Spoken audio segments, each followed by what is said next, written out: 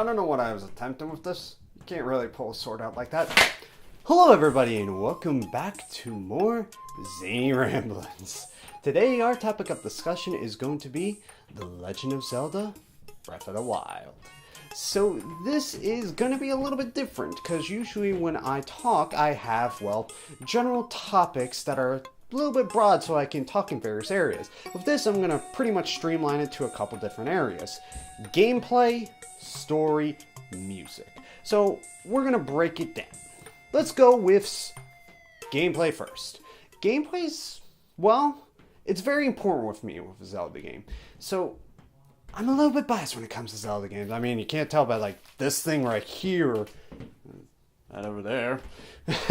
I'm a little bit biased when it comes to Zelda games, but that doesn't mean I have my fair share of Zelda games that I do not like. For example, I'm not partial to The Legend of Zelda Skyward Sword. That was not a fun game for me. And I'm not partial also to The Legend of Zelda Triforce Heroes. I do not like those games. I think they're bad in terms of Zelda games, especially in terms of hand-holding. I went into Breath of the Wild kind of a little bit wary of, well, is this going to be another Skyward Sword? And you know what? I was actually pleasantly surprised and shown that, no, I wasn't. This game doesn't handhold you, surprisingly.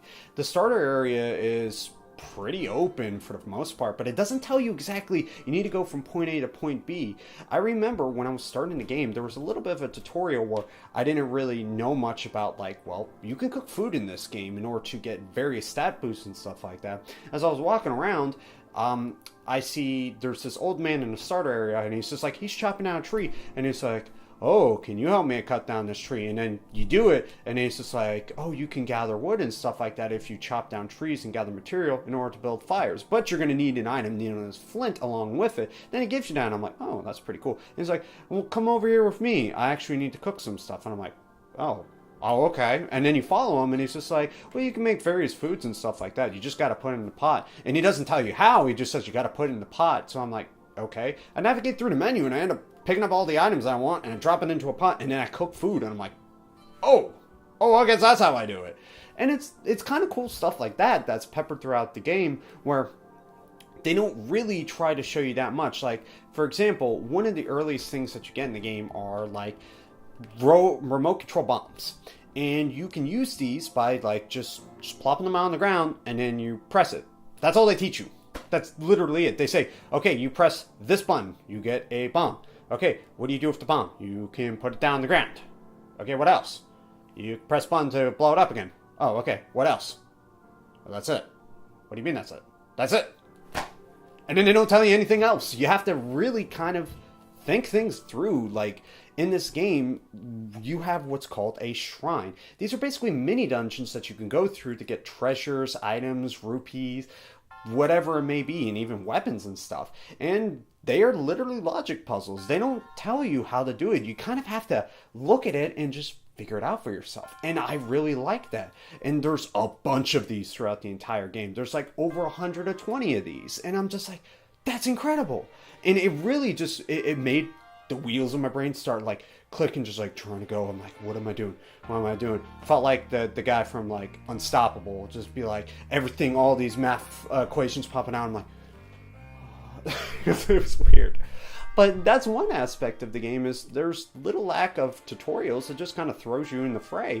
And another thing is exploration. When you go out into the world, it isn't necessarily just about going from point A to point B in the story. It's more or less, hey, here's the entire world.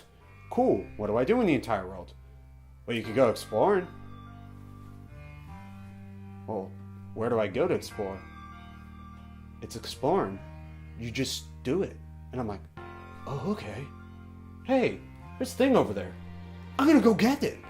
And I go over there, and then there's high-level enemies, mind you, but I'm like, oh, you said I could go over here? Yeah, you can.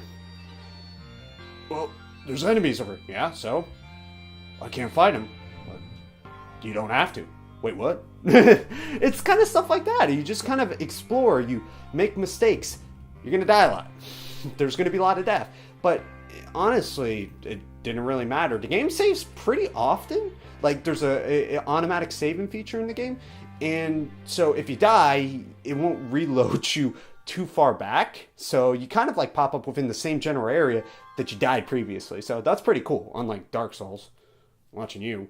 But I think that's really fun. Now, there is a little bit of bad stuff with that. I mean, there are high-level enemies and stuff like that. But you need more gear and you need more stuff in order to get better. And, well, you have a durability system. Meaning, the three major items that you use the most are weapons, bows, shields. All of them have a durability system. Bows, you shoot them after a while, snaps, blows up in your hand. Sword, swinging around, blows up when you use it. Using a shield, blocking, blows up right in your hand. It's not a fun system, especially it feels like you're using like twigs, essentially. You can get an iron sword, you can get like an iron broadsword, you run up to an enemy, slash, great. It's one of the bad things about this game, in my opinion, and there are several things that are bad about this game, but it was a bad system. So it made me smarter about combat. It made me actually start to think about, well, what can I do? Well, I have these remote bombs that I can use. I also have a magnet power that lets me to pick up stuff. So I can go like, there's an iron box over there. Pick it up, drop it on an enemy's head. You can do that in this game. There's also environmental effects where like there's thunderstorms, there's snowstorms, rainstorms, various different things that you can use to your advantage in combat, which I find pretty awesome. And the major thing when coming back to is exploration. I remember exploring all of Hyrule, searching for this thing right here, the Master Sword. And when I finally found it, I was happy. I was like, I searched everywhere. I looked everywhere, and when I finally found it, it felt like an accomplishment. It's a main story item, but it's not required. There's a real good sense of exploration where I kind of feel like I'm a kid again, where I remember I'm driving to work or I'm driving to various places, and there's like dense forests nearby, and I'm looking around, I'm like, hey, what if I go into the forest? Would I find a dungeon there? And I'm like, what am I thinking? This is the real world. And I'm like, but it made me think about that. And I didn't think about that since I was a little kid.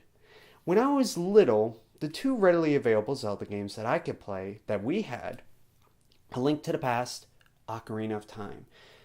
And I just wanted to explore my backyard, because there's a little bit of a foresty area in my backyard, and I thought, like, when I was a little kid, I could go back up in there, and there's going to be a dungeon. I'm going to find these cool treasures and go through all these cool puzzles. And it's funny how I'm 24, almost 25. And this brand new Zelda game has made me think that I'm going out into the world and I can find these shrines and find all these treasures and stuff like that. It makes me want to go back outside. It makes me want to go hiking, go explore things, see the world. And I never thought I would say that from a video game, but Breath of the Wild definitely made me want to explore things again. And I really appreciate that, and I can't thank it enough. Now, that's just with gameplay. I would say the gameplay is probably the most solid part of the game, but we still have music and story. Story. There's not a lot of it. Because this game is so open, there's a lot of lack of story in the game, and that's kind of disappointing for me. They did actually add a staple to the Zelda's formula that wasn't really expected. There's actual voice acting and cutscenes. And they're a little bit hit or miss. I mean, it's not the CDI Zelda games, mind you. That is an atrocity. But they're hilarious YouTube poops. But I wish there was a little bit more. Like, I wish there was better voice acting and there was more story. I mean, it got me inspired to fight the big baddie of the game, Ganon, or in this case, the Calamity Ganon.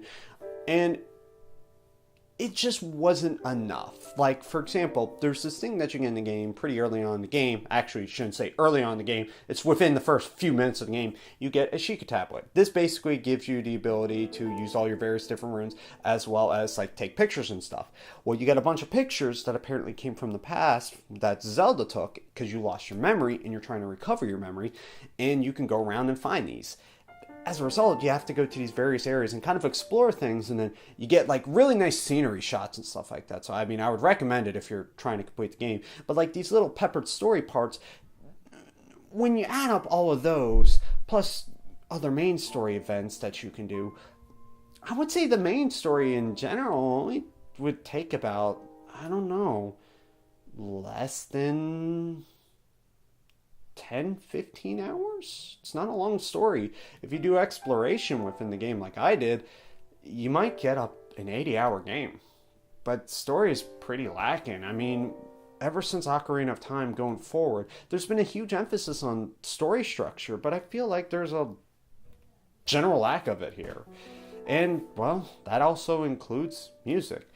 You see, Breath of the Wild wanted you to be more in the wild. So most of the pieces that you hear while exploring all of Hyrule are more atmospheric pieces, kind of like that of the Metroid games. It wasn't trying to be like all upbeat, like you would hear like the Hyrule theme from like Twilight Princess, right? It's just like more like, and it's just quiet, and it's just like it's really somber. And I mean, it makes you appreciate the world that you're in, but there are, like, themes that, like, stand out, like, you'll find these robots. Now, come on. Okay, sorry about that. Apparently, my camera just decided to end everything completely. Anyways, so, going back to the actual music of the game itself. It's more atmospheric. There are themes that you'll hear, like you're versing the robots known as Guardians. They have a really cool theme when you're battling them and stuff like that, but for the most part, when you're not battling enemies and you're just exploring the world, it's just kind of somber. There are several different things where you're going to hear music. So you're going to hear music from the mini shrines, major dungeons, towns, and fights. And I wish they had more of this, especially in like all of Hyrule. Especially, I would have liked it as you're traveling through various areas to give you more pieces and stuff like that are more like uplifting, because honestly, if you played a soundtrack from the game, I couldn't tell you exactly what area it was from, but if you got something out from like, say, A Link to the Past, Ocarina of Time, Majora's Mask, Twilight Princess, Wind Waker, I could probably tell you what exactly dungeon, place, and theme that it's from. It's really kind of disappointing. There was one song that kind of blew me away, which is the final dungeon in the game, Hyrule Castle. It had a beautiful orchestrated theme, and it made me wish that there was more like that in the game. And that's kind of sad if like the best song is the last song that you technically hear just before the end of the game. And that's kind of disappointing. I mean, yeah, it's supposed to hype you up for the final battle, but like there's no other memorable pieces that I can remember off the top of my head. Maybe the shrine music, only because, well, you're in them a lot. But it's just kind of disappointing. And I think that's the weak parts. It's just like the combat system is not the best in the world. The story is lacking, and the music is also lacking in terms of just uniqueness, something memorable. And does it make it a bad Zelda game? No, I mean, they aren't the worst things in the world. There are good music pieces here and there. There's not a lack of them. It's just, it's not the best music in the world, and it just seems more somber, if anything. The story's not the best. Could be better. But, I mean, it is what it is. We have voice acting finally. Good on you, Nintendo. Thank God you didn't take the other M route. That was an atrocity as well. Combat is a little bit skewed. We're gonna push that out. But if you're looking for something that's good for exploration, you're gonna have a really fun time. Like, you'll get used to the combat system after a while. You'll die a lot. The game is not really hand-holdy. It pretty much is gonna kick your ass. But for the most part, you're gonna have a good time with this game. honestly, it's probably a really good Zelda game to come back to. It's not in my top 5, mind you, but it's really good. I would recommend it for anybody, even a first-time Zelda player. Well, I would recommend A Link to the Past for that one, but this is a fun game nonetheless. So, with that being said, why don't you tell me about it? Do you think this is a good Zelda game for you? Is it? Is it not? I don't know. Depends on your opinion. But, as always, everybody, thank you all for watching. Have a good day, have a good night, and I'll see you guys next time.